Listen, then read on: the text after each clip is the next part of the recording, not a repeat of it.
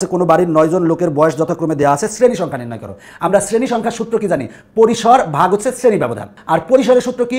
পরিসরের সূত্র হচ্ছে সর্বোচ্চ সংখ্যা বিয়োগ সর্বনিম্ন সংখ্যা যোগ 1। তাহলে সর্বোচ্চ সংখ্যা কত? 60, সর্বনিম্ন সংখ্যা কত? 25। দেখো আমরা পরিসর সমান জানি কি? সর্বোচ্চ সংখ্যা বিয়োগ সর্বনিম্ন সংখ্যা যোগ 1, তার মানে 60 বিয়োগ 25 যোগ 1, তার মানে আমরা পরিসর পেলাম 36। এবার আমার শ্রেণী ব্যবধান কত? শ্রেণী ব্যবধান 10, তার মানে আমরা শ্রেণী সংখ্যা সমান কি জানি? পরিসর ভাগ শ্রেণী ব্যবধান। পরিসর পেয়েছি আমরা 36 আর শ্রেণী ব্যবধান 10, তার মানে 36 ভাগ 10 দিব, আমরা পাই হচ্ছে 3.6।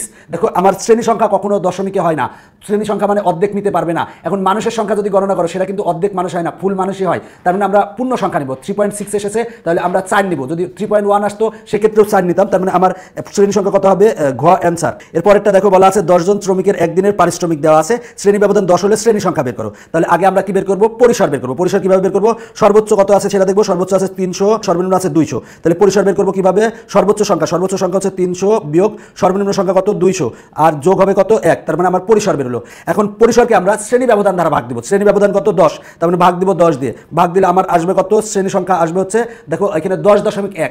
10.1 আসলে কিন্তু আমরা নিব না, আমরা নিব কি? পরেরটা নিব, কারণ শ্রেণী সংখ্যা দশমিকে হয় না। তার মানে শ্রেণী সংখ্যা কয়টা হবে? 11টা হবে, তার মানে গ অ্যান্সার।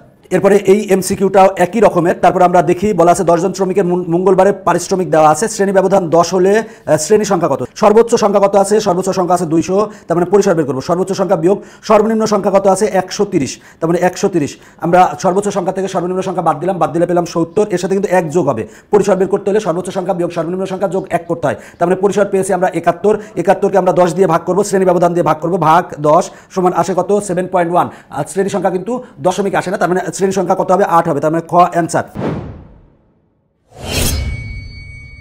এরপরেরটা দেখো বলা আছে উপাত্তে পরিসর 17, পরিসর দেওয়া আছে, শ্রেণী ব্যবধান 3 দেওয়া আছে, মোট কয়টি শ্রেণী হবে? তাহলে মোট কয়টি শ্রেণী হবে? পরিসর ভাগ শ্রেণী ব্যবধান, তার মানে 17 ভাগ 3 সমান কত আসে? হচ্ছে 5.66 আসে।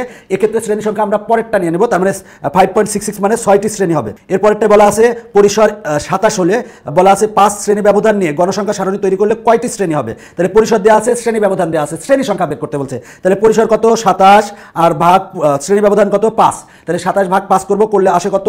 5.4 আসে। 5.4 আসলে আমরা কিন্তু পরের পূর্ণ সংখ্যা নিয়ে নিব। এরপরেরটা হবে 6, তার মানে অ্যান্সার হচ্ছে ক। এরপরের অঙ্কটায় বলা আছে পরিসর দেওয়া আছে, শ্রেণী সংখ্যা দেওয়া আছে, শ্রেণী ব্যবধান বের করতে হবে। তাহলে আমরা শ্রেণী ব্যবধান যদি বের করতে চাই, আমরা শ্রেণী সংখ্যা সূত্র কি জানি? শ্রেণী সংখ্যা সূত্র জানি পরিসর ভাগ হচ্ছে শ্রেণী ব্যবধান, শ্রেণী খালি ব্যবধান লিখলাম। তাহলে এখন দেখো আমার দেখো শ্রেণী সংখ্যা কত দেওয়া আছে? 10 দেওয়া আছে। আর পরিসর কত দেওয়া আছে? পরিসর দেওয়া আছে হচ্ছে 110 দেওয়া আছে, আর ব্যবধান আমাকে বের করতে হবে। তাহলে এবার আমরা এটার এইখানে নিব আর এটার এইখানে নিব, আমরা ইন্টারচেঞ্জ করতে পারি। তার মানে ব্যবধান ইকুয়াল টু কত হবে? 110 ভাগ 10, 0 0 কাটা, তার মানে 11টি হবে, তার মানে অ্যান্সার হচ্ছে 11। এরপরেরটা বলা আছে চতুর্থ শ্রেণীর মধ্যমান কত? চতুর্থ শ্রেণী কোনটা? এটা প্রথম শ্রেণী, এটা দ্বিতীয়, এটা তৃতীয়, এটা হচ্ছে চতুর্থ শ্রেণী। চতুর্থ শ্রেণীর মধ্যমান কিভাবে বের করবো?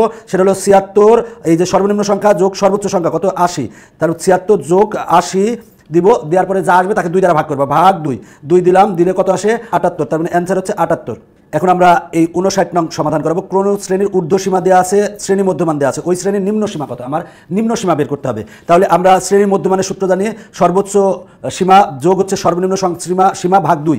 এখন শ্রেণী মধ্যমান কত দেওয়া আছে? 34 দেওয়া আছে, 34 লিখলাম, ইকুয়াল টু সর্বোচ্চ মানে সর্বোচ্চ সীমা মানে ঊর্ধ্বসীমা কত দেওয়া আছে? 37 দেওয়া আছে, যোগ এখানে কিন্তু আমার সর্বনিম্নটা বের করতে হবে, এটা আমরা x ধরবো, ভাগ 2।